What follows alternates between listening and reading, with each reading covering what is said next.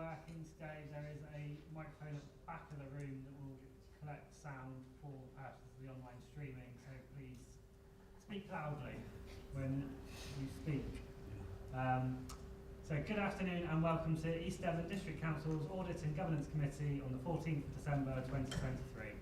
I am the Chair, Councillor Sam Hawkins, and I'd like to welcome anybody watching the meeting via the live streaming. Any members of the public who want to view the agenda can do so by visiting our website www.eastdevon.gov.uk. We will now start the meeting by doing a roll call of committee members here present. Thank you. Starting with yourself, Councillor Hawkins. Present. Councillor Burrett. Present. Councillor Goodman. Present. Councillor Levine. Present. Councillor Olive. Present. Councillor Brown. Present. Councillor Fitzgerald. Present. And Councillor Nicholas. Present. Thank you. Not called, Chair. Thank you. Agenda item 1, minutes of the previous meeting. If anyone has a comment on the set of minutes from the 21st September 23, please raise your hand. Councillor Brown. Yeah, minute there 19, it says during the discussion it was suggested that management of void properties in the council house is not be added to the risk score. Was that done? I will refer to management. If not, why not? I believe it was, but I would like to check. I'll email round to the committee if that's okay. Yeah, I'm happy with that. Thank you. Is there any other comments? No. Thank you. Therefore, the minutes of the previous meeting are recommended to be agreed. Agenda item 2, apologies. I have them noted from Councillor Steve Gazzard and Councillor Kim Bloxham. Get a nod. Agenda item 3, declaration of interest. To save everybody, I won't do it by roll call. Just ask if anyone's got any hands up. There are none, thank you. Obviously, if anybody thinks of anything during the meeting, feel free to state that. Agenda item 4, public speaking. There's nobody registered to speak. Agenda item 5, late items. There are none. Agenda item 6, confidential items. There are none. Agenda item 7, internal audit SWOT plan, progress report 23-24. I'll hand over to Jenny Brown from SWOT, please. Thank you, Chair. Good afternoon, everyone. Yes, I'm Jenny Feld. I'm Principal Auditor with SWOT, deputising for Lisa Fry this afternoon. So I'm here to update you on progress made towards the internal audit plan since your last update in September. The purpose of the update is also to make you aware of any areas of concern, so that would be typically where we have given a lower assurance opinion. If you'd like to turn to our reports, the internal audit at a glance summary on page 9 of your report pack provides you with the main headlines. You will see that the status of our plan progress is currently at 60% audits completed or at least in progress. And there is a further breakdown on page 14.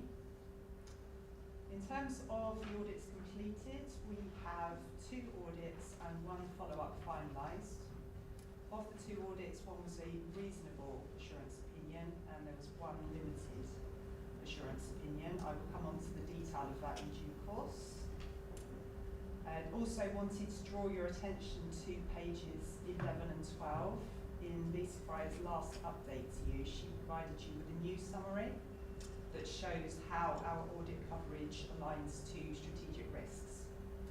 And you will see from that that more than half of strategic risks are covered to some degree in the current audit plan. Where we have little or no coverage against risks, we will obviously be looking to identify appropriate audits in our next audit plan to address those. So coming on to page 16, Appendix B, this is our performance management audit, which was the limited assurance opinion. The need for improvement had already been identified, so we were very pleased to be asked to give our independent view. We found that there is no overarching performance management framework in place at present, and that means that roles and responsibilities may not be well defined, and nor were the reporting arrangements in some cases. We raised a number of actions to improve the performance indicator reporting, which will include ensuring that all indicators are included in the report. They should include a full narrative where any targets have not been met and a plan for rectification, and also to provide more context to certain indicators to make them more meaningful. We also reviewed performance data on SPARnet and found that some indicators are lacking recent data, and this is because there is no escalation process in place when reporting deadlines haven't been met. So we understand that a whole review is now underway of performance management. Our actions have been agreed in full and are due to be implemented by the 31st of March. So we will be scheduling a follow-up audit accordingly. So moving on to page 17, that is a summary of our completed follow-up work in the periods. The audit in question here is our housing contract management audit. Very positive follow-up with 11 actions completed, and we were pleased to be able to give assurance that risks have been reduced as a result of that. 3 actions remain in progress, and they will be monitored through to completion via our routine action tracking. On page 18 and 19, you will see a full breakdown of the audit plan, the status of each audit, and the assurance opinion given where the audit is completed. And that concludes our update, so I'm happy to take any questions. Thank you. I know with the limited assurance reports in the past, we've had the more detailed breakdown with all the recommendations, which we didn't have this time. I just wondered why the change, I guess. If you know where you've been dropped in it. Apologies, I didn't put together the update, but we can most certainly provide that post the meeting if that's okay. Yeah, no, that'd be useful. Thank you. Okay, thank you. And something we touched on last time is that we normally have the responsible officer to also update from an internal point. Take that chair, that's what you're Yes, asking? please. Okay, thank you. So this was an audit that we actually asked SWAT specifically to look at for us because it was an area of weakness that we thought we had. As the report mentions, with the key risk and area of weakness identified, this has been picked up also in our financial sustainability model work in terms of, although we've got lots of individual KPIs sat within services, what we're lacking is that corporate overview, so that there's a dashboard there that members, senior management team can get a sense corporately of the health of the authority, like scorecard type scenario, whereby you can see where the issues are, what's being addressed and followed through. So we needed to refresh, I think, the way we're presenting our performance management information. So we got this report, which we've accepted the recommendations. In addition to that, we've had a session with all our key managers to work up what performance at service level we should be reporting, and then at a corporate level, and how they're going to present that to members as well. When you get your service plan reviews come forward, so we're going to overview and scrutiny, I'll get the date wrong, I think it's the 11th of January, it could be the 9th, but within those service plans, you'll be seeing a whole range of new performance indicators at service level for you to have a look at. So that's the first start, and then from that we'll be working up our corporate performance indicators and how we present. Something that is going to take a little longer is, as mentioned by Jenny, we use something called SPARnet, which is a software system that records all our records our risk register, records our objectives and our performance measures as well. That's quite an antiquated system. It's not a great system. It's quite good at recording risks, but it's not really good at corporate performance. We have seen examples, and SWAT did point us in direction of what other authorities are using. So we're having a look at those at the moment to see whether we can implement something that just is more user-friendly, but also publishes it direct to our website where it's appropriate, to members where it's appropriate, and to management team where it's appropriate. So we're looking at that at the moment. So lots of work taking place in this area. Thank you.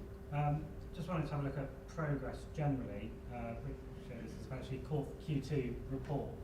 It seems like there's still quite a bit on the timetable in terms of future stuff, but obviously some audit pieces of work are longer than others. So is it just that's how the mouse has fallen due, or is there a bit of slippage on timelines? Yeah, indeed. No significant slippage. It's still quite difficult to profile the plan across the entire year. So our update, I think, was provided for the original date that you had scheduled for this meeting. So since that time, more audits have been scoped and are now in progress. So we are slightly further than this report is indicating, but you'll obviously have another update in January which will demonstrate that. No, that's But we useful. are confident that the plan will be completed within the year. That's great, thank you. And then one final one from me, if I let anyone else dive in. The terms of limited assurance is coming in at 75% this year, which seems high. I appreciate it's only at 4, but from a management point of view, is there sort of an underlying concern at this stage, just generally, if we're admittedly anecdotally, but seem to be getting a higher number of limited assurances than we normally see in a year? Yeah, I accept that's true, Chair. I think we've been, Jenny might comment, I think we've been braver in what we've asked to be audited. So as a management team, we've highlighted the areas where we believe we need improvement. So they have come up with, with limited assurance. But I think the key point for this committee is the recommendations made, what management response is to those recommendations, and we've accepted them where they're there, and also the follow-up that SWOT will be taking place, and that will come back to you as well. So you can follow through and track how we're progressing. So I think those are important features. No, that's very good to hear. Thank you.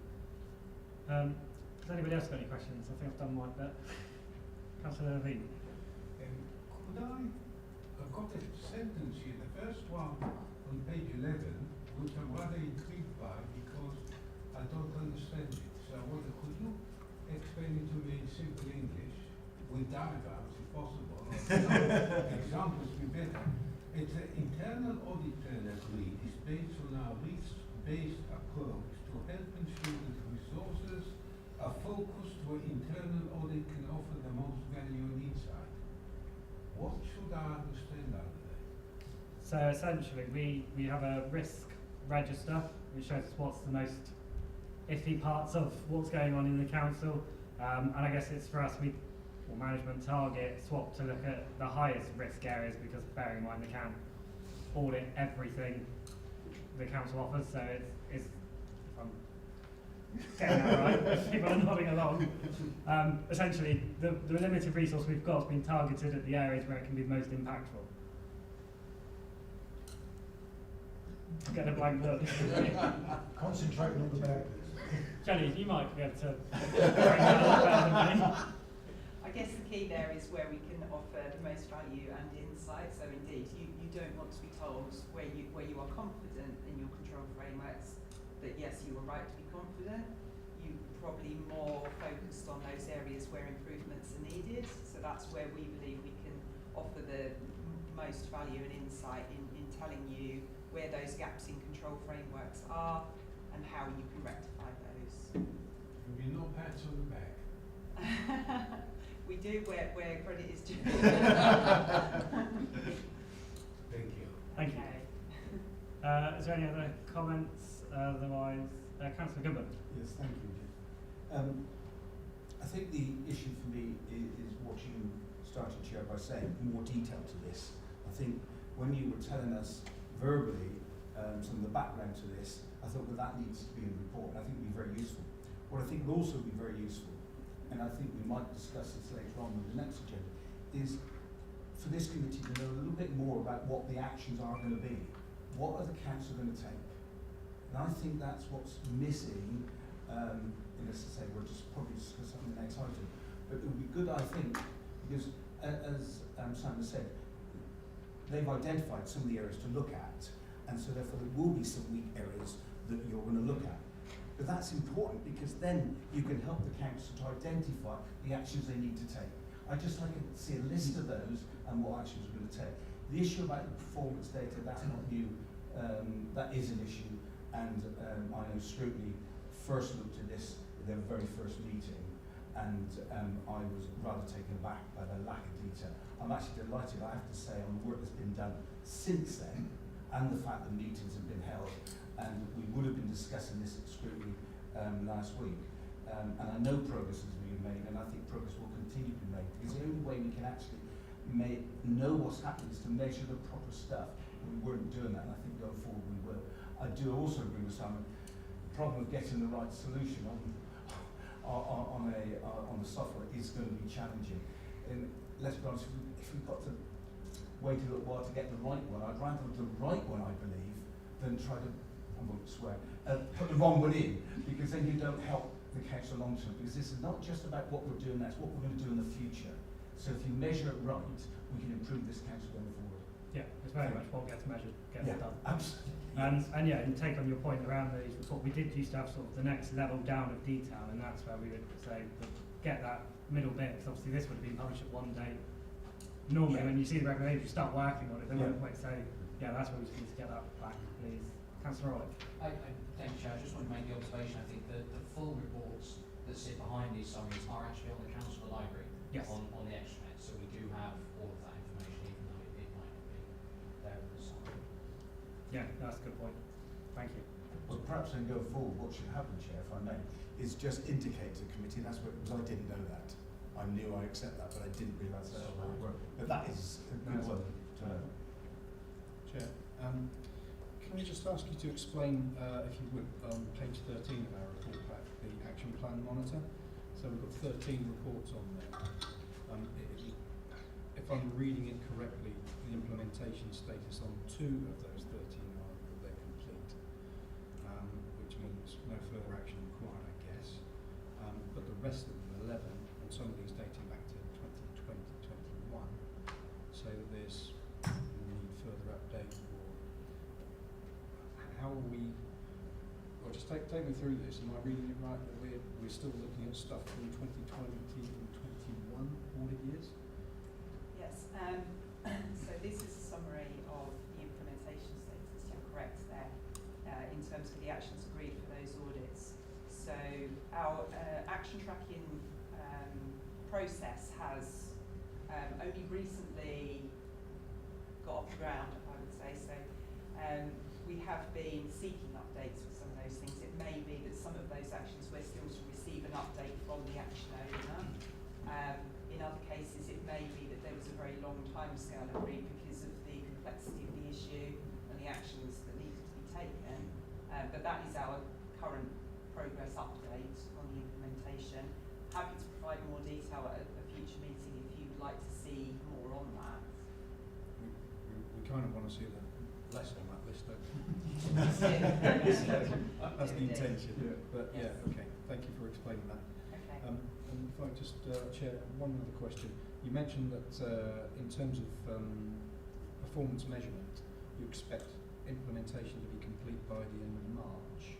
Implementation of what? And is that something that Simon's in agreement with and fully on board with? So yes, that's the those were all of the agreed actions, and that's the implementation date that was offered, 31st of March.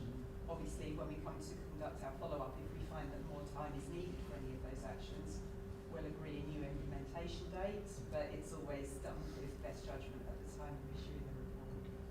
So from your perspective, Simon, you expect to have this new dashboard for leadership in place by the 31st of March, is that what you're saying?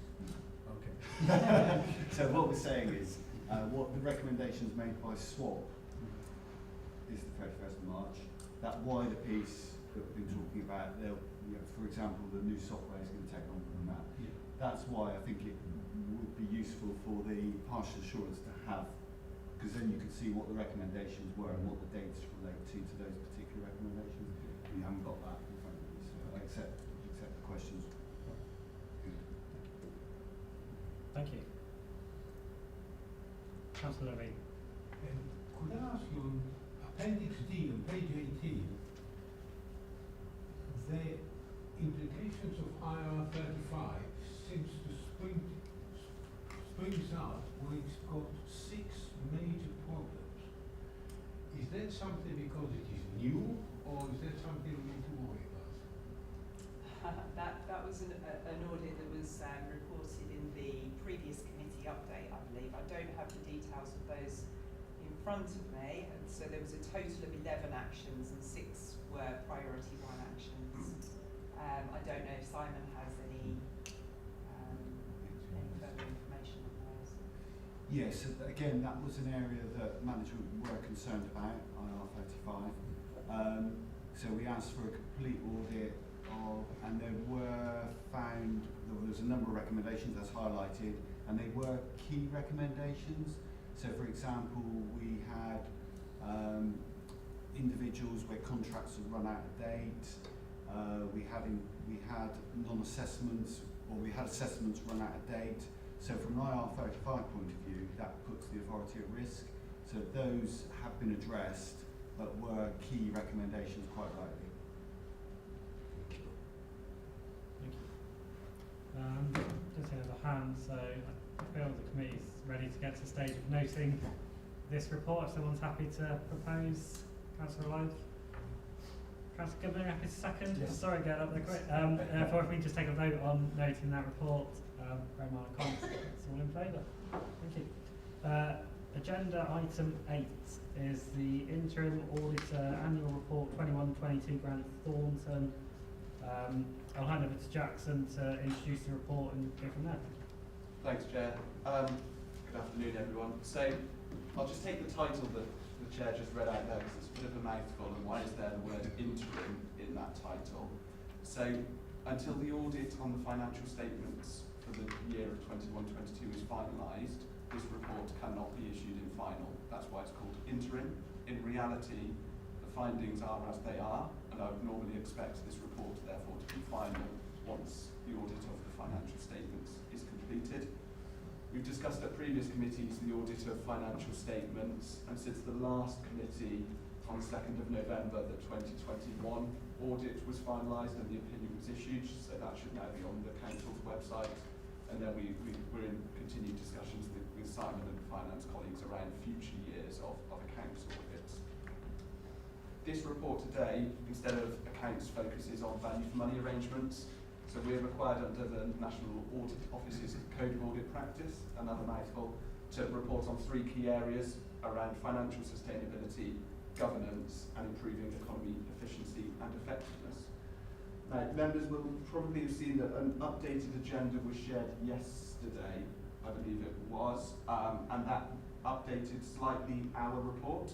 So just to be very clear on what was changed and why, it removed a paragraph on, say, page 6 of our report, that's 25 of the committee's agenda pack. And there was a paragraph relating to complaints. So after some further clarification was provided on the data that we presented, I considered that that paragraph should no longer be included within the report. And if I explain why, so the numbers reported originally were correct in terms of the number of complaints. What was not correct was that also included complaints against town and parish councillors. That was not directly related to complaints in terms of standards, which is where the section of the report is discussing. Having clarified further with the monitoring officer, in terms of standards complaints, so in terms of the years we're looking at here, and complaints are looked at in calendar year, so in 2021, 22 and 2022, so there's 2 calendar years, there were no district councillor complaints considered by the standards subcommittee. There were, between 2020 and 2022, 3 district councillor complaints dealt with by way other than a hearing. 1 resulted in no action, 1 no breach found, and the other an initial breach found, but then a subsequent further investigation and no breach was found. So I considered, having got that updated information, that the commentary on that page was no longer relevant to the point that was being made, so that's why that paragraph was removed from the original version. Now, Sorry, can I just ask you to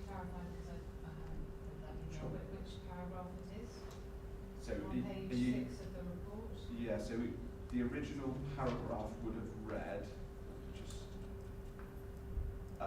in the right-hand column, it was the second paragraph above informed decisions.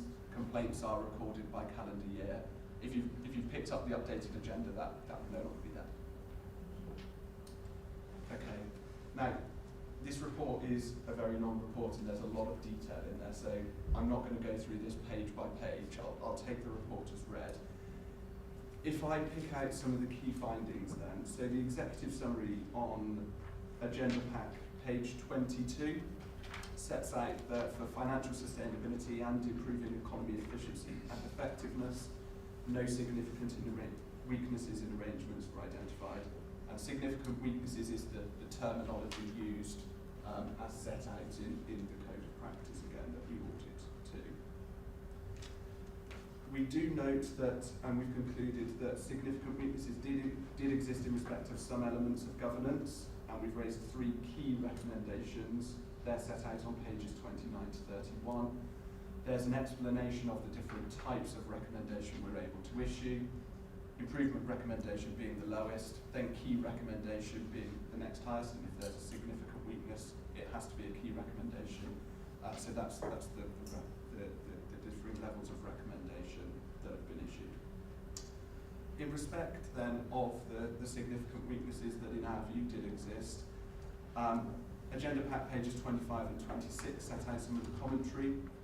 So we previously reported to this committee in March that we'd identified a risk of significant weakness and further work had been planned and undertaken.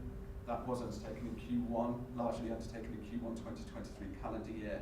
Initial findings and conclusions reported to various stakeholders in May, and an extended period of consultation then began on those findings. So what is our conclusion? Is that whilst arrangements should be effective as they are designed, they were undermined by some poor working relationships between some officers and members in the period under review. We also consider that those issues existed and continued into 22-23, and therefore the significant weakness was also present in part within that year as well. I think it's important to note, as an auditor, we're always going to focus on areas of improvement. There was, in both the governance work and also our wider work, evidence that other working relationships were very good. There was good examples of working practice. The council was continuing to deal with the pandemic through that period as well. However, as we would consider, officers and members have a collective responsibility for the culture and working arrangements of the council. And the work that we undertook noted allegations of bullying and inappropriate behaviours by officers and members through that period. We saw evidence of officers leaving the organisation, members not re-standing for election. And whilst lots of people had differing views on the reasons for that behaviour, and this report doesn't seek to set out why that happened or who said what or why what was said, the fact that the allegations were made and recognised by a number of people, in our view, is evidence of an unacceptable culture. We'd flagged an improvement recommendation in our previous work in 2021 on the work being undertaken in the area of relationships, and therefore I need to consider that that recommendation wasn't fully addressed, and that then leads on to key recommendation 1 within our report, which seeks to deal with some of those issues that in my judgment, existed. Key recommendation 2 goes further to ensure a proper understanding of officer and member roles and responsibilities in order to help facilitate those proper working relationships. And then key recommendation 3 covers key governance committees at council, including overview scrutiny and indeed this committee as well. So in our view, we don't think that they had been fully effective during those periods for differing reasons. There were cancelled meetings, a lack of focus in respect of overview and scrutiny at times in our view, and poor attendance as well. And I think we probably reflected on that on this committee previously also. So key recommendation seeks to cover those really key governance, key elements of governance, get my words out in respect of those committees. It is important to note, so as external auditors, we always report on the past, and we've discussed this slightly already in terms of the internal audit report. We do know that some subsequent action has been taken, and we set this out within the report. So there was a motion passed full council July 23, which resulted in various actions being agreed that should serve to address some of these key findings that I'm reporting today. Having continued discussions with both officers and members, current indications are the relationships are good and constructive. We will clearly consider those in future reporting and the follow-up to our key recommendations, really ensuring that those relationships have become embedded and tested, which is what we would look to see. In respect of governance then, we also identified some further improvement recommendations. As I said, they're the lowest level of recommendation. They covered areas around contract standing order exemptions, corporate engagement strategy, risk management and partnership outcomes. So those are the key areas in respect of governance.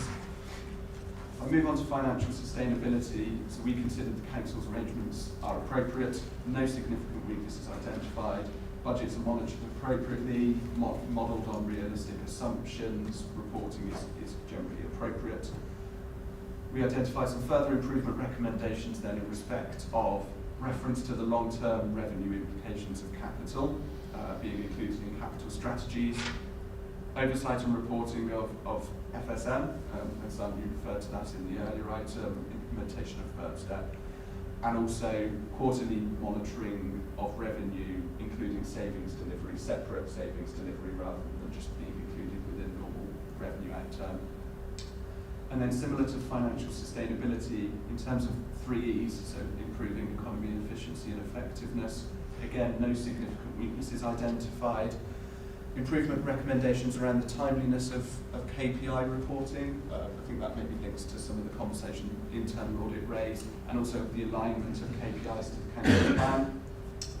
And then the timeliness of responses to complaints, and also ensuring an appropriate response to the housing ombudsman's findings.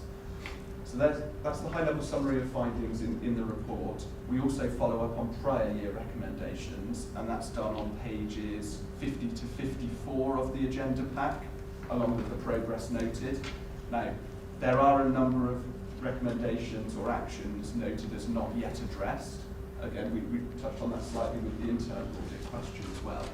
All of those include a management comment, an updated management comment in respect of those previously agreed recommendations, and that's set out on those pages. I think at that point, Chair, it's probably best that I hand back to yourself for comment or question. No, thank you. Just before we get started in the meat of it all, so to speak, I was just wondering if it's possible, there's a large number of follow-up recommendations that are outstanding and a large number of new recommendations. Maybe one for you, Simon, if we could, going forward, each quarter have sort of put these into a table with a RAG rating, just to, doesn't need to be a huge piece of work, one sentence to say it's in motion, or otherwise that'd be good, just so we can take them off. Councillor Loudon. Sorry, I was going to press the button automatically. It's just a request to everybody. If there's people talk about any aspect of the report, some of us have come with a hard copy. It would be helpful also, as a colleague here did earlier on, to talk about both the page numbers in the original report as well as on that, just to help some of us older ones keep up. No, it's a valid point that many of us on the committee remember to do, but when, you can get caught because it's weird, we get external reports, you end up with 2 page numbers, so just for anyone who's unsure, on the left side, sideways, it will give you the agenda pack page number, bottom right hand corner will give you GT's page number, and that should help everybody sing off the same hymn sheet. So I guess open up to the floor. Councillor Barlow. Thank you, Chair. I just wonder, I understand why the financials are still held up. Why has it taken so long to get this report out? Because it's not being funny, almost out of date now. And the later report is less relevant. Totally fair question. So we began our detailed work probably around 12 months ago now for this financial year and this report. As we said, we reported to the March committee that we'd identified a risk of significant weakness, the terminology used, and a large element of that detailed work was undertaken in Q1 calendar year this year. The consultation period, once that work was summarised, conclusions reached and almost draft findings presented, that consultation period then began from May of this calendar year. That took up to July of this calendar year. Clearly, as part of that, I received a number of representations from different stakeholders that I then need to consider, corroborate and revisit. There were also further actions that have been taken that were relevant to this report. I refer to one in terms of the July council actions and considerations. And clearly you'll understand, agreeing a report of this nature, first internally within Grant Thornton, I need to go through relevant risk management process to do so. I then clearly need to consult with Simon and colleagues management as well as wider stakeholders, and then refer through to audit committee. This report should have come last month to the committee. I was called to jury service, so asked if that committee could be deferred to today so I could come and present this. So there are a number of reasons why this report has taken as long as it has to get to this position. When would we normally get this report? On an annual basis, obviously, this is done. It is, yes. So when would you expect this report to... Yeah. So if you're basically saying because there's a problem, we can't have the report. If there wasn't a problem, we get the report, everything's fine. But because there's a problem, that I presume we need to act upon, we can't have the report because everyone's got to make sure they're covering themselves so that they don't get in trouble, but there's a serious risk, which seems a little bit worrying to me. Not being funny, what are we paying for if you're not delivering something that we need to act upon? So I need to be certain that the judgments that I'm reporting are correct. If I'm getting updated information, it's right that I consider that and report it when I'm comfortable that the outcomes and conclusions are appropriate. So when would you expect us to get our report? So, not being funny, 21-22 ends in March 22. Yep. When should we get a report in 22? We're telling our officers that they've got to supply things as quickly as possible so that we can act upon them, because otherwise, not being funny, it's a year and a bit really out of date. You might have done things and there might be things going on, but we as councillors who are ultimately responsible we're not even aware of it. So I'd need to look at when we reported the 2021 report. I think this was a question of the previous committee, July. If I can get reason, yeah.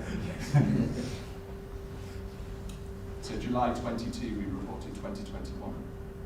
So 6 months. And is that acceptable? I mean, if I was doing an audited report on you, would I be acceptable in paying you? I don't know what we pay you, but I'm sure it's not a small amount of money. Would it be acceptable to not get it done in time? For whatever reasons that you're giving us, but at the end of the day, we're paying you to do something so that we are covering ourselves to make sure that we're delivering for our people that vote for us. And you haven't, because this is 6 months out of date. So in terms of the reporting timetable, I need to issue this within 3 months. Under the code, this needs to be issued within 3 months of the audit opinion. The audit opinion has not yet been issued. Well, that's handy, isn't it? Okay, well done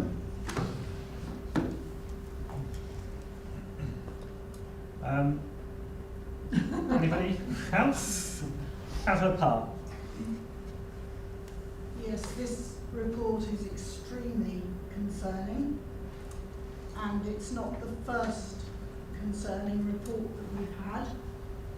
I'm thinking of the East of England Learning Review and a previous peer review, which was not accepted by certain councillors, and then the recommendations were not implemented.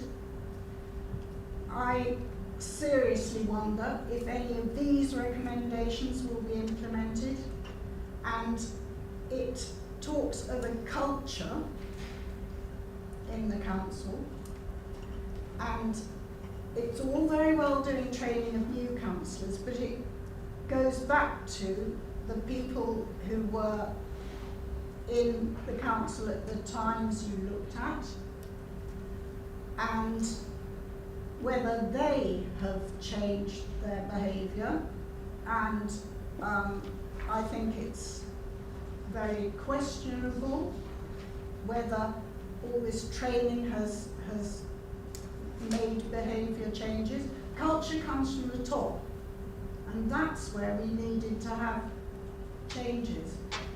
I hope this committee is going to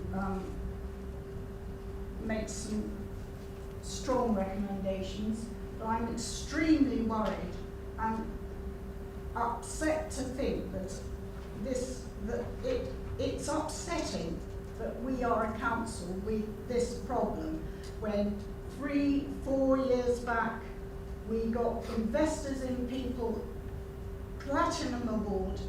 This council was an excellent council, and now we have a report like this. I'm extremely worried about it. Thank you. I think it's important to remember, obviously, the reports raised at the beginning of your comment are covered in the same period, so I'd be alarmed if this had a different outcome to those reports, given that they report on the same period. Justin, I don't know if you want to add any further comment. So we do, I think there's a sentence somewhere in the report around other third parties, which I think probably reflects what you're discussing there. So we would consider the reports of other bodies on areas that are relevant to us. So you mentioned one, there's various reports that may give us further evidence for us to consider. Thank you. Councillor Loudon. Thank you. I wonder if I could ask a colleague from Grant Thornton, following on from Councillor Parr's comment. If I'm reading this document correctly, what you've done is taken a broad overview. You've looked at certain elements of our arrangements, and if I pick up on the points, the direction of travel that Councillor Parr was trying to take us down, what this report seems to suggest to me is that the culture that you were reporting on is a broad culture across the council. It's not focusing on 1, 2, 3, 4 individuals, whether they be members, whether they be officers. That's how I've read that. Also, you talk in here at some point about reports from third-party organisations. I mean, we've had the last big report that came to this council did touch on that. I don't know whether I'm allowed to mention the name of the organisation, but it was one into a long time ago issue, shall we say, and that did in turn talk about some of the cultural and behavioural aspects that were happening at that point. So it does seem to me that what this is doing, having done a deep dive, as you say, you've obviously taken your time to look at and talk to key actors in the organisation. You have now set out a range of recommendations which do seem to me to be responsive and reasonable and appropriate, and they do reflect, I believe, the direction of travel that the executive leadership team and certainly the broader council membership are trying to achieve. But going back to Councillor Parr, we've also got to remember some of the individual member-on-member behaviours in the last few years have not been the best, and we have seen some poor displays on view in this chamber and virtually. So I think it beholds us all in this chamber to reflect on this and to take it on board. And I've said this before, and I'll say it again if needs be. Thank you. Any other members? Chairman, I've been named, and I just want to make the comment that on page 6 it's quite clear that this is not broad. It is talking about relationships between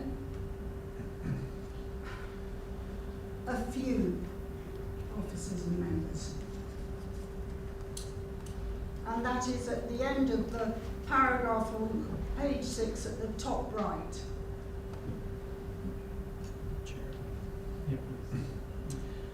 If I may, I concur with the sentiment that there's a lot of alarming insight that's been found in this particular report. However, I would ask Jackson if he is satisfied with the content of management's responses to the key recommendations and the other recommendations in particular, and that you are, as external auditors, satisfied that the management and members that this is being targeted to are addressing the issue satisfactorily. Yeah, so through you, Chair, I think probably what I've tried to set that out on, so committee page 26, GT page 7, around subsequent updates and saying we can see some action has been taken. Clearly, if that is followed through as appropriate, agreement of any resultant actions from whoever raises those points, that should improve, in our view, those arrangements. And we are hearing and seeing an improvement in arrangements. Clearly, I'm not going to say everything is fine. Whoever officers and members have said, yeah, everything's okay now. I need to ensure that those arrangements are properly embedded, have been tested, and come out the other side embedded. So in terms of the question around management response, yes, I think the responses are appropriate and do address the recommendations. I think probably the question back or the point back would be, as a committee and those charged with governance, is the committee satisfied that those responses to those actions are also appropriate? And that then maybe follows through into the suggestion of, I think, the chair around following up actions more regularly to make sure that the action proposed is actually taken. Thank you. Members of the committee are being... Oh, we'll finish with Councillor Brown from outside the committee and then we'll come in. Okay, thank you. So it's saying that key committees, particularly overview and scrutiny, are not operating effectively. The scrutiny committee did try to get a task and finish for them to deal with S106 and still, because it does have a big effect on all our towns and parishes.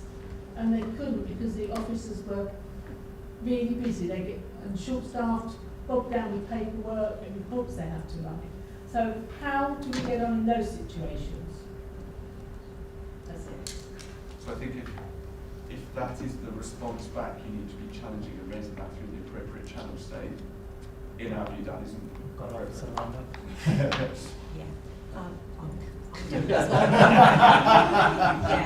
I mean, that review will happen. The situation was that we're obviously in the process of recruiting those staff, so all we said was, can we just leave it a few months, so we'll be hopefully in a position to have the staff recruited by February. So that will absolutely happen. We just needed a bit of time to obviously get the resourcing to enable us to do that properly. So.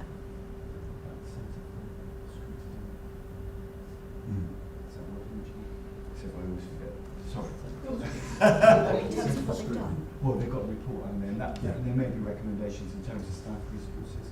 Yeah, absolutely. So, so the Centre for Public Scrutiny have now produced their first draft of the report, so that will be coming through to members in due course. So that piece of work has also been done. So that's all feeding into all of the things that you as members agreed coming out of the July motion. So there's a lot going on, and obviously we've got the peer review that we're leading up to as well. So yeah, there's a lot happening. As we've got the chair, do you want to add anything, or are you happy with the comments made? Screening. Oh no, sorry. No, that's all right. No, I appreciate putting you on the spot. No, I think that is absolutely dead right, and we will make progress, and I'm going to touch on that when I speak. But I think we are making progress already, because this only reflects pre-2023 council year. But I think the 23-24 council year, we are seeing both an overview and scrutiny really start to improve. There's a lot more to do, but I think we are making progress. That's how I see it. No, that's helpful, thank you. As you say, it's a snapshot of then as opposed to now. One of the interesting conversation where we think around resourcing seems to crop up on a lot of issues at the moment, which should probably lead into other issues, and just I don't know where that sits on the risk register as a risk at this stage, because it seems to be creeping up as the reason for things. So if I can, through the chair, it is on the risk register in terms of capacity and also recruitment. I think we made great progress in terms of recruitment recently. In addition to that, some of the concerns that members have raised around particular areas have been part, when you've received the budget proposals for 24-25, some of those areas are starting to be addressed in terms of resources, just to help with some of those key pressures that we're picking up. So that's in there, and it is on the risk register. Thank you. No. If I could just supplement that, yes, in terms of recruitment and vacancies, our vacancy numbers have gone down. We've done a lot of recruitment recently and are being successful more often first time, so there are less jobs where we don't appoint successfully and we have to then go out to another recruitment process. So the numbers are absolutely going down, and we're recruiting staff into key posts, and also as directors we've identified some sort of key gaps and we're filling those gaps as well. So yeah, I'd say it was a really positive transition. Great, thank you. Right, coming into committee.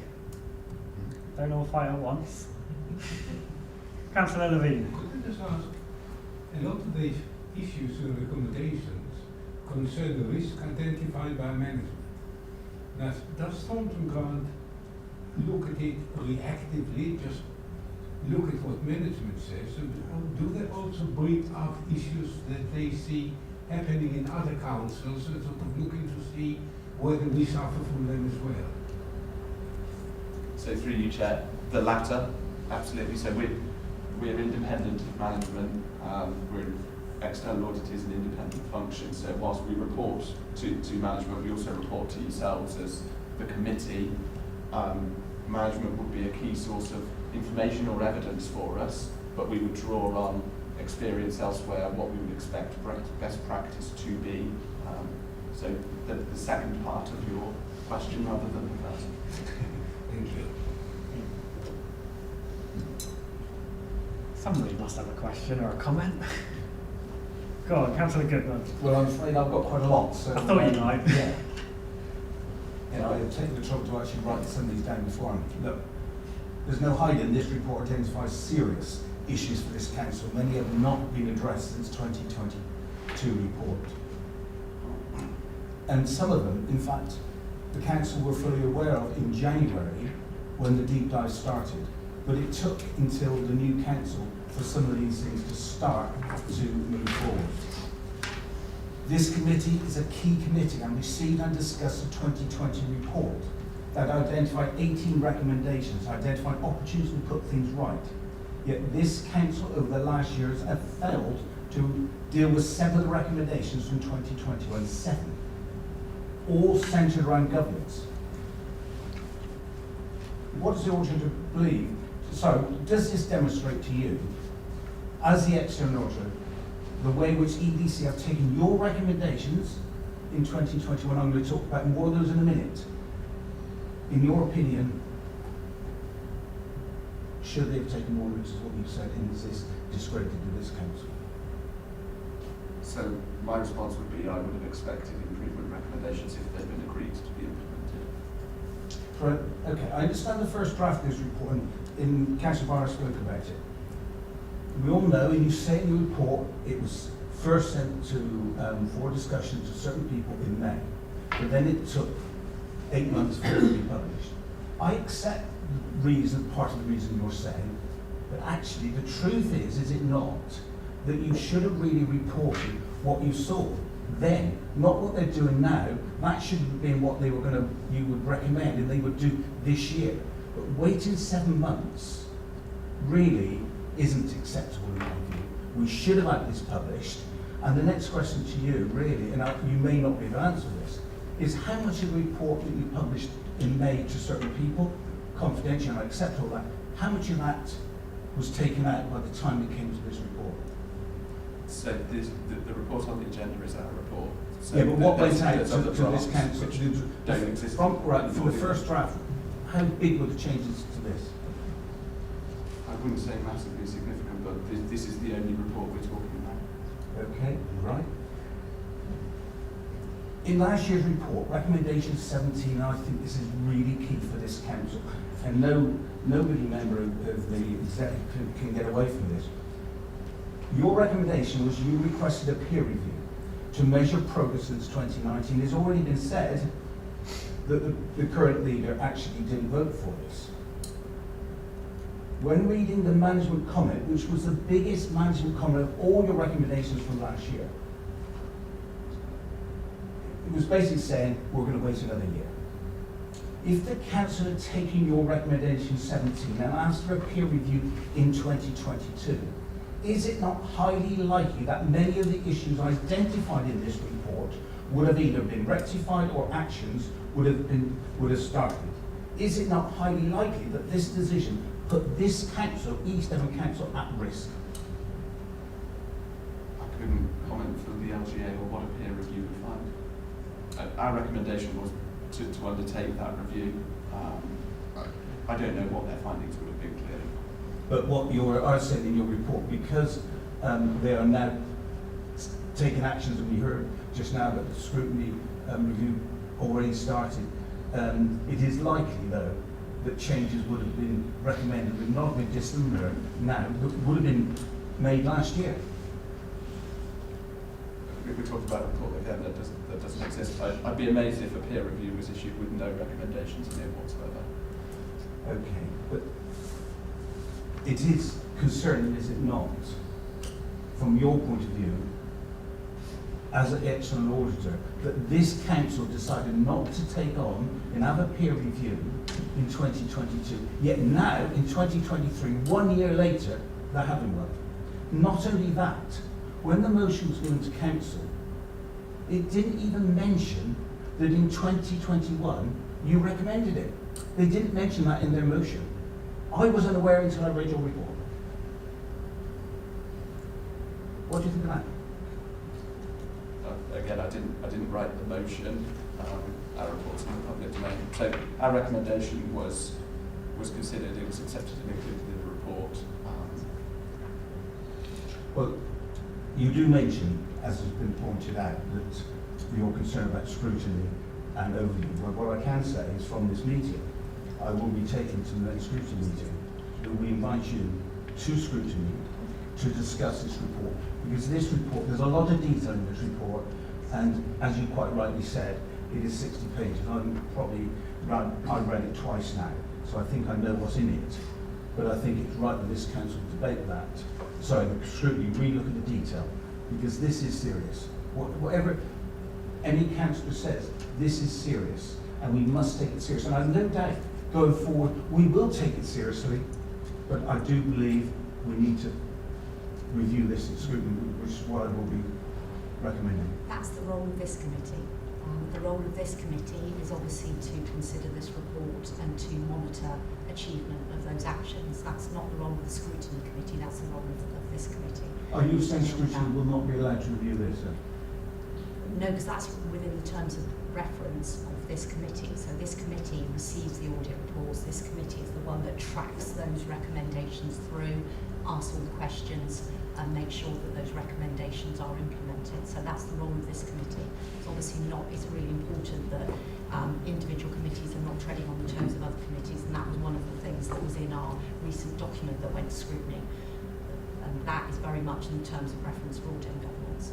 Well, so I had a number of questions that concern me about the report, and I'm not going to discuss it, it would take too long, but one of the key ones is what was already brought up, which is about the bullying. And it's no good people saying it's right throughout the council last year. This report doesn't say this. This says very few people. Now, obviously you can't name names, but do you know how serious it was? And at what level? Because I do know that this has come up before about bullying in this council.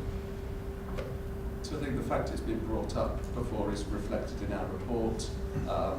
There was a report referred to earlier that went to council this year that again talks about the culture and the effect that culture could have on governance arrangements. That's one of the reports that we refer to as well. Bullying behaviour there's no necessarily definition of bullying, is there? But if someone feels that they're being bullied or are saying to others, I feel bullied, then that does not feel like an appropriate culture, and that culture wouldn't then be conducive to an appropriate governance arrangement within an organisation. Which is what you're saying. And that's the point that we're making in the report. Look, I'm going to ask two more questions. On page 7, you write about the procurement process. You want to defend 7 instances of procedures not being followed compared to 2 the previous year. Are you able to tell us which of those procurement points, procurement didn't follow the correct procedure? So I don't think we're saying they didn't follow the correct procedure. We're saying they I think were these are instances of exemptions that exemption. were applied possibly due to COVID without me being. Oh, right. Some of them, I think, So- were. Yeah, the point, if I can, the point being made in the report is that exemptions to contract standards were given. So that's within our rules, but Right. you wouldn't expect that number given, because what the indication was, the reason given was about time, whereas if it was planned better, you wouldn't be in that scenario.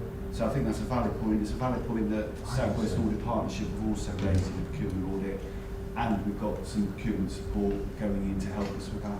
Thank you. Well, my last point is, when people send reports out at 4 o'clock, 3 o'clock in the afternoon with a change, it would be very helpful for us as a committee to know what that change was, because Sam and I were contacting each other yesterday, so what are the changes? I started reading the whole thing again, and I am concerned, and I do want some clarification outside this meeting. The number of complaints, I'd like to understand a little bit more about that outside this meeting, whether or not that's accurate, and I will do that direct with Melanie, because I don't want to waste any time today. But it's just, when I got that, and I did look at it 6 o'clock last night, I thought, well, what has changed? No, Melanie's, Can I take that's explained. responsibility for that? Because ultimately we had the revised report. I was in meetings all day, and my first thought is I need to ask Amanda to kindly circulate it. I could have, if I'd have thought about it, I could have said We just there's only didn't know one to be sacked. paragraph. So my apologies. That's nothing to do Thank with you. Grant Thornton. That's all I've got to No, say. yeah, I think that's a useful learning for us. Councillor Fitzgerald. Thank you. Just a general comment on the governance 3 key recommendations, and then I want to make I have a question about non-finance financial sustainability recommendations. With regards to the overall governance report, there's some very strongly worded language in particularly page 25 or 6 regarding allegations of bullying. As a new councillor who is looking at this afresh, I've only been on the council for 8 months.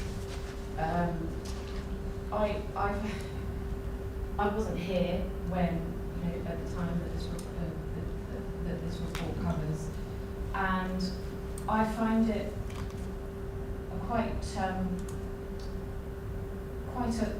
foreign compared with my experience of this council since joining earlier this year.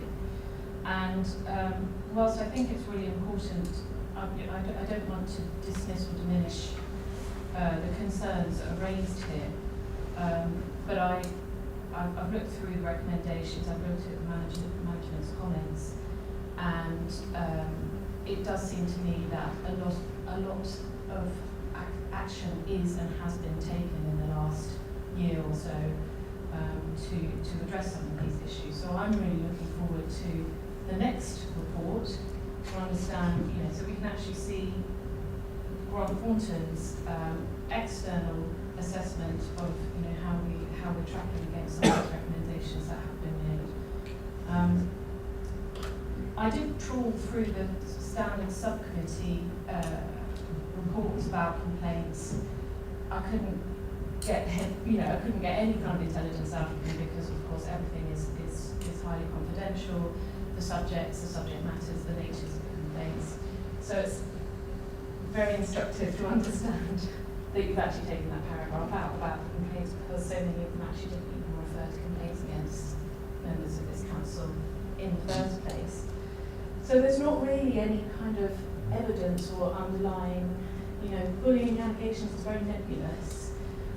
for me to understand, you know, and I don't recognise it, I don't recognise an unacceptable culture. In any of my interactions so far with the officers have just been absolutely positive and constructive. Another thing I would mention is that, you know, we have had a change of councillors. We've had quite a lot of turnover in the last election. There's also been a turnover of a significant amount of the senior executive leadership team in the last 6 to 12 months. So I think it's just important to, you know, going back to the words that the chair used earlier, this is a snapshot in time, and that we look at it with a certain amount of distance and understand that, you know, we're looking at a snapshot in time, and I would like to look forward to the next report and understand how things progress. So moving on to my specific point about financial sustainability, this is regarding recommendation. Sorry, I can't find it. But it's about the funding gap identified for financial year 24, 25, maybe 25, 26, maybe. That isn't something that has come to my attention as part of this committee, and I wondered whether it is something that we're going to look at, because when I was looking through the report about financial sustainability, that looked like a fairly large 5.6 million or something. It looks like a pretty, that was pretty alarming to look at, and I'd like to understand a bit more about it. So through the chair, I can. I think this goes back to, it's a snapshot. That's right. Yeah, point of view. In that at the time of the audit, 21-22, that was our medium-term financial plan published at that point. Things have moved on from then.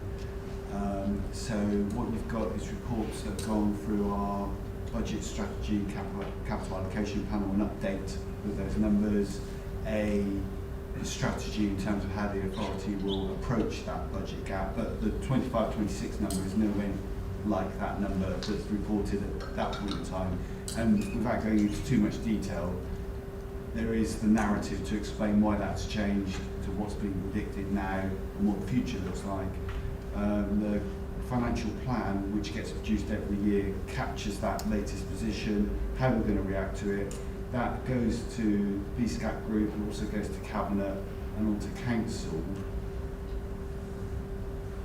I'm happy always to converse with individual members about that to get an understanding.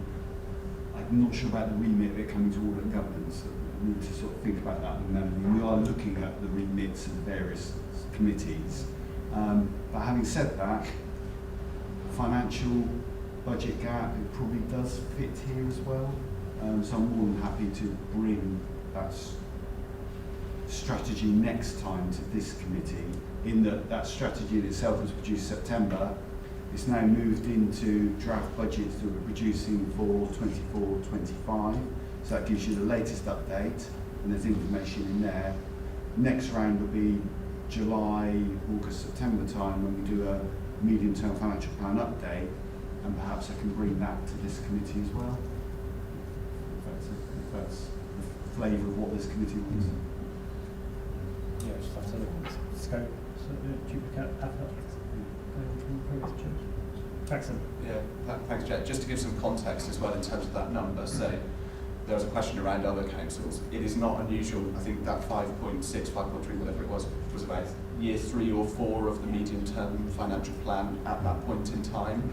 What you would normally expect to see is absolutely a balanced budget for the following year, hopefully a balanced budget or near as balanced the year after that.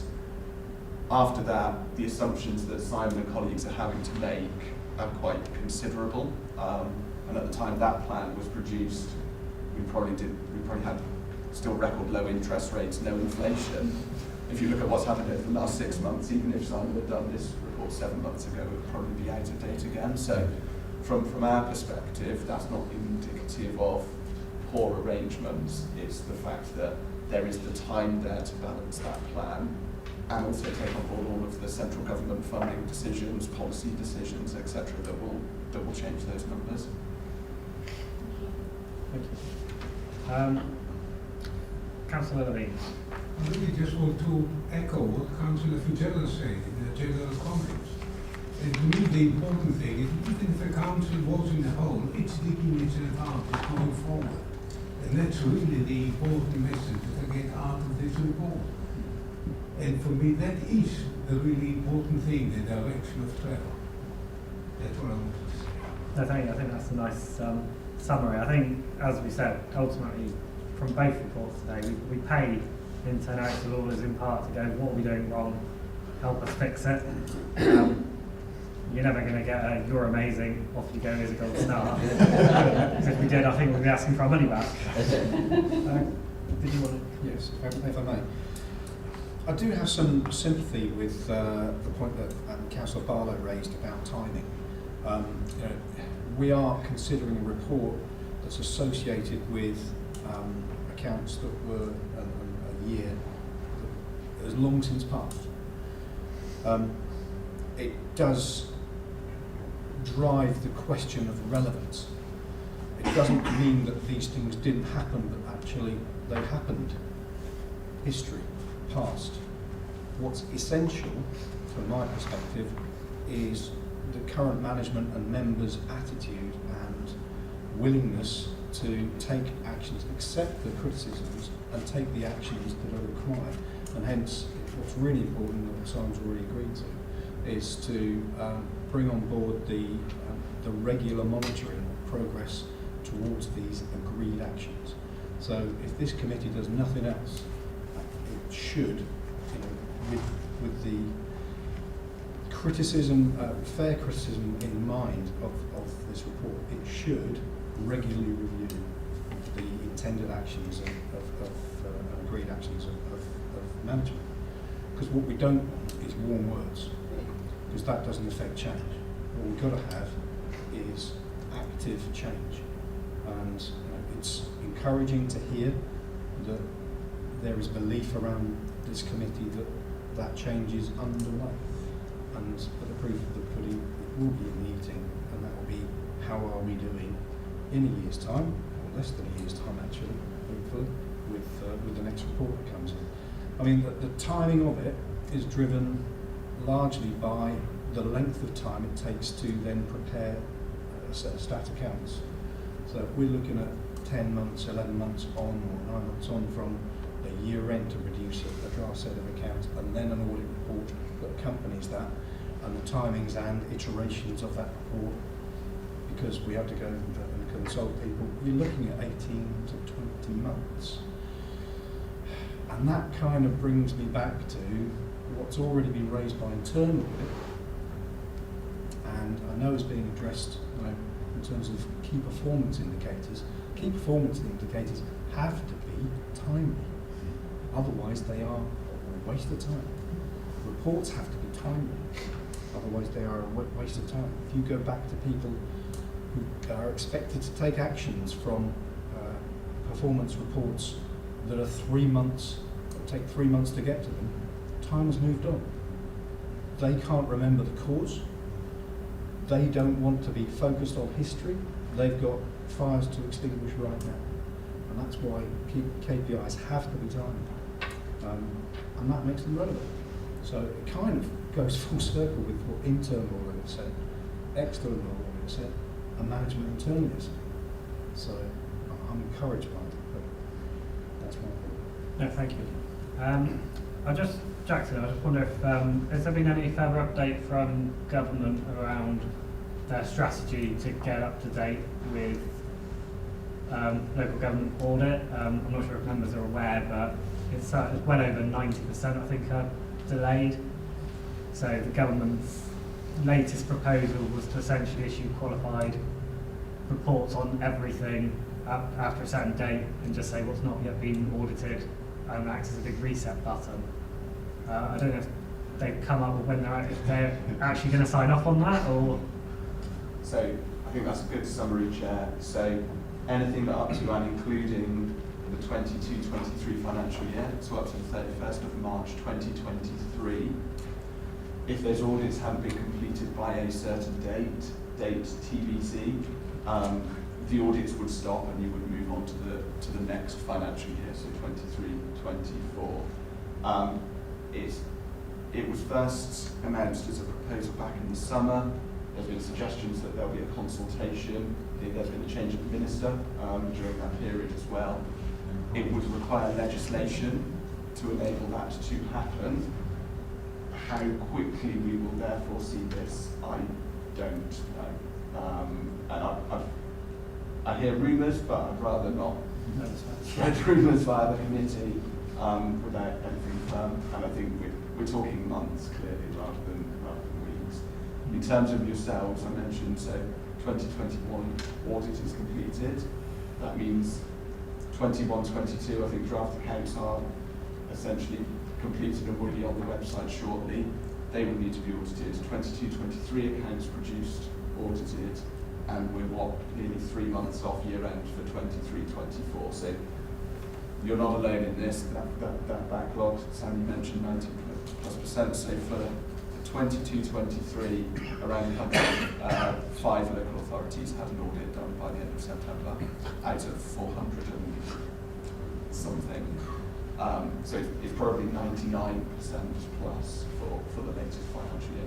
I think there's over 900 outstanding opinions. So clearly there is a problem. The response is potentially qualify accounts. We don't know when that would happen. As an auditor, I also don't know what that would mean for the starting point in 2023. If nothing's been looked at previously, how can, well, first of all, how can Simon be happy to sign off a set of accounts because it's his role to say they're true and fair?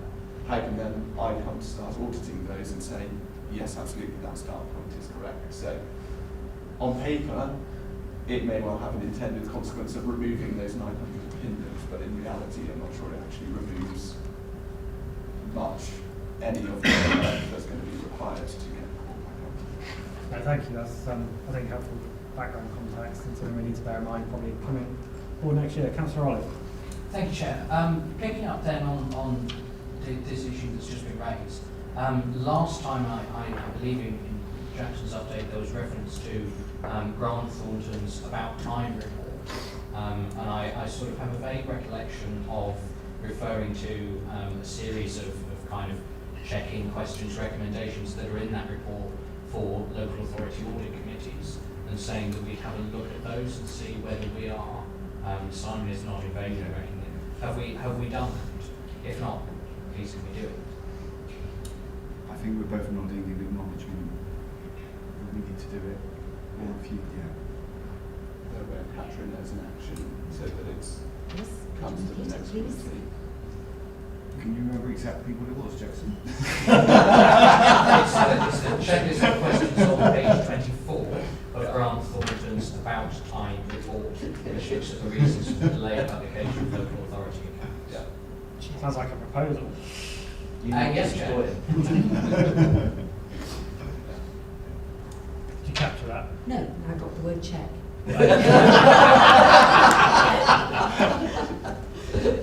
There's a series of questions on page 24 of Grant Thornton's About Time report, which looks at the reasons for the delayed publication of audited local authority accounts. And we had just said last time that we would look at those. And yes, that is a proposal for you, Chair. Thank you. Bear in mind, I know I'm just going to take this in isolation. Have I just got a second so we can get it recorded and down, please? Councillor Fitzgerald. So just on this, we're not moving away from this item. I just want to get this bit locked in. So if we can just vote on that one proposal that's not the finalisation of this item. Could you repeat exactly that again? Well, it's looking at page 24 of Grant Thornton's About Time report, and there's a list of questions, and it's about looking at those questions. I hope I've got that correct. Which was from last Yes. Last, yes. Yeah.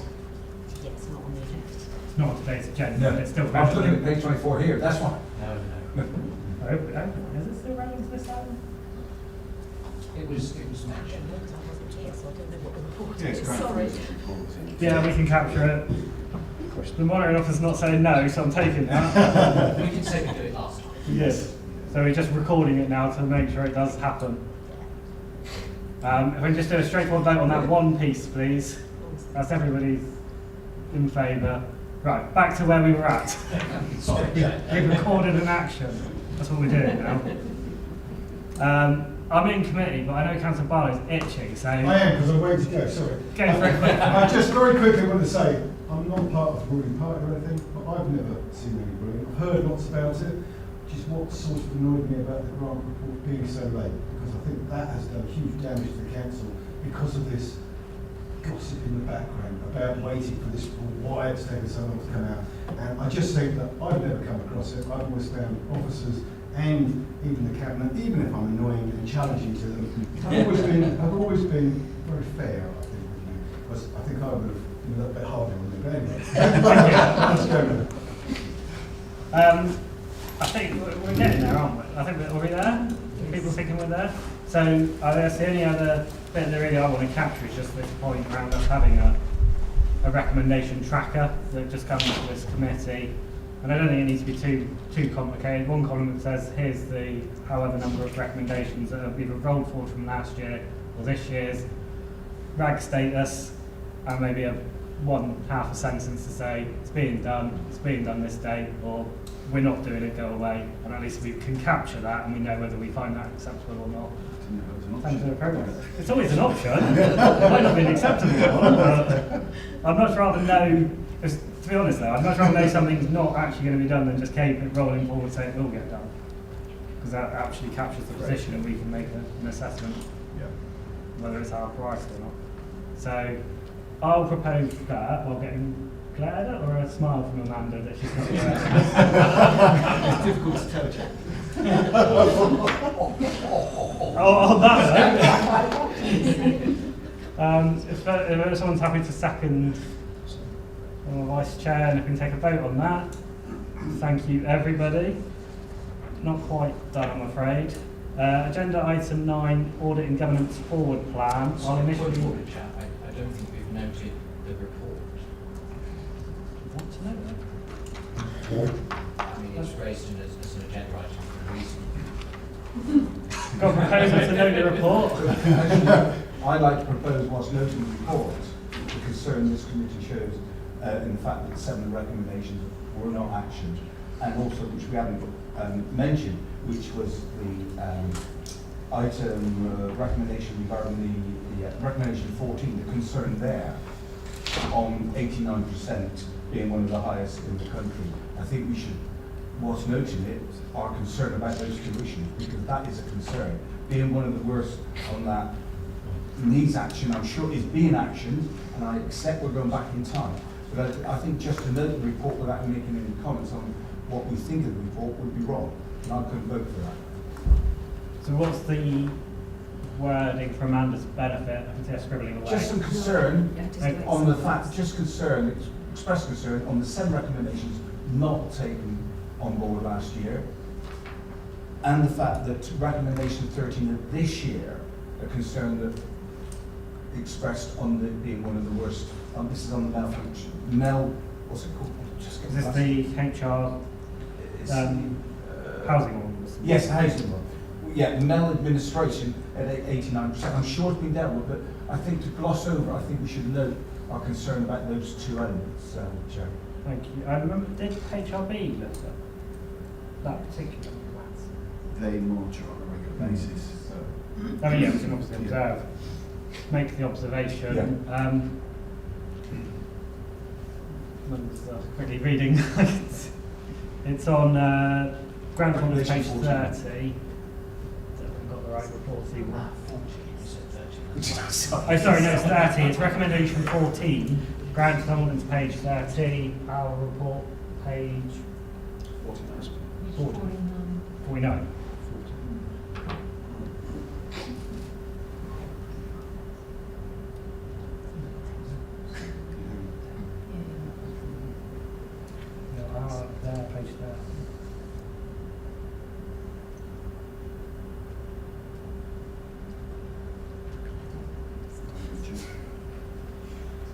do have hard copies.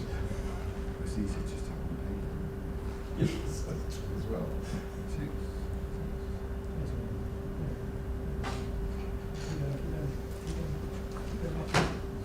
Page 49 on the agenda.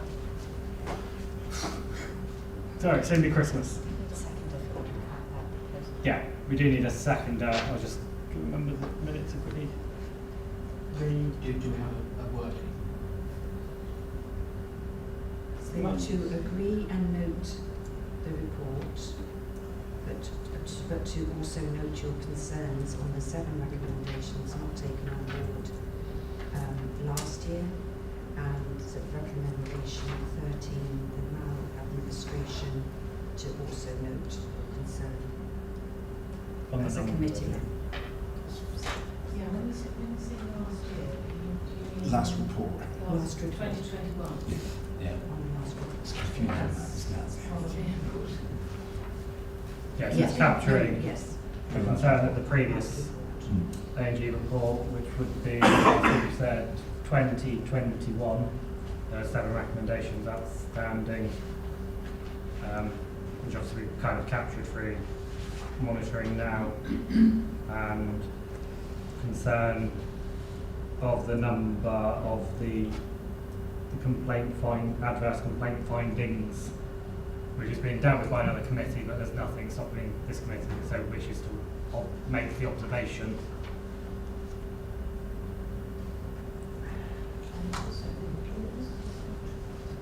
Sorry, does this not also correspond to the internal audit that underway, that was brought to this committee in the summer regarding?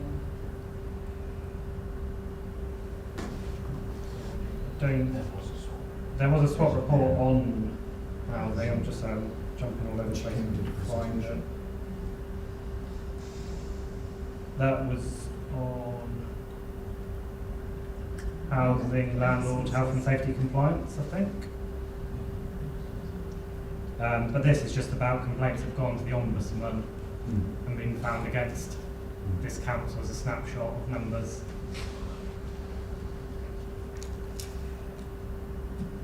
Councillor Audit? Thank you, Chair. I mean, I don't have a problem with noting recommendation, and it's recommendation 14, I think, rather than 13. Looking through the follow-up of previous recommendations of the ones that have a no against being addressed, I'd be a little bit concerned at painting all, and I'll take the 7 number as given, with the same brush. I mean, looking at the follow-up recommendation 4, for example, we're expecting SWOP to be implementing this during this financial year. Follow-up recommendation 5, these are being addressed in new processes being considered by the Council's SMT in December 2023, this month. Follow-up recommendation 6, allocation of members to the Audit and Governance Committee, and we're looking to appoint 2 new independent members to bring in an outside perspective and some additional expertise. I would hesitate to paint all 7 of those recommendations. Sorry, that last one wasn't a no, I'm reading on, but the first 2 no. I would be hesitant to paint those with the same brush. But the reality is, it's been identified by the external auditor, it's not been achieved. So, That's fine, let's strip this back to basics. I've got a proposal. Do I have a seconder? Councillor Nicholas is seconding. We'll take it as if there's any amendments to come forward, we'll do that now. There's no amendments coming forward. Councillor Rollins. I think you're prompting me, Chair, to suggest... I feel like you want to put forward an amendment. I'm taking this back to basics so we can move forward. No, that's fair enough. My proposed amendment would just be to eliminate language regarding concern over the 7 unfulfilled recommendations from prior year, on the basis that I don't think we can treat all of those the same, and I don't think it would necessarily be appropriate for us to characterise them as such. So that would revert it back to noting the report and still observing the concern of recommendation 14. Yes. Councillor Goodman, do you want me to go through proper process? Are you happy to accept? I'm not happy with the amendment. It's fine. Of course not. Do we have a seconder for the proposed amendment? Councillor Bean. So our role then is to vote just on this amendment becoming the main substantive motion, not to make recommendation. So if I can just go straight to a vote then on the amendment only being the substantive motion, please. So those in favour of the amendment, I've got 2. Those against the amendment, I've got 5. So the amendment does not pass. We're back to the main proposal, which includes the concern over the 7 as given. I don't see any other amendments coming forward, so we can take this now as the main vote. This will conclude the item before anybody jumps up any doubt or question mark. I've got a proposal, I've got a seconder. If we can vote therefore those in favour. 1, 2, 3, 4, 5. Those against?